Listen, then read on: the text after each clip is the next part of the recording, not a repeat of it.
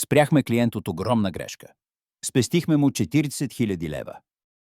Това е историята на една перфектна обява, която се оказа измама. Потърси ни човек от друг град и ни помоли да направим оглед на автомобил, който е харесал. Колата е Mazda CX-30. Пристигнахме на място. На пръв поглед колата е бижу.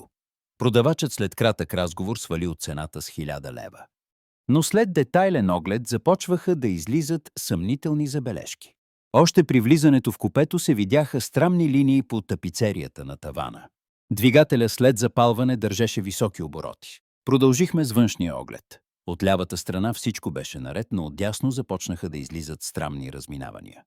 Десният фар беше наранен, а фугата на калника не беше равна. На прага на предна дясна врата уплътнението не пасваше добре. На пантите и по ръбовете на двете десни врати имаше следи от нещо червено. Помислех, че колата е пребоядисвана цялостно.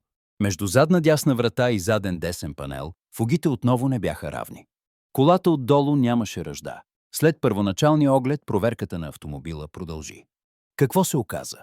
Застрахователна тотал щета от Канада със страничен удар вдясно, това обясняваше всички странни неща по десния борд. Така предпазихме клиента. От Суперхелп сме тук, за да ви пазим от капаните на пазара. Свържете се с нас и нека заедно намерим вашата мечтана кола.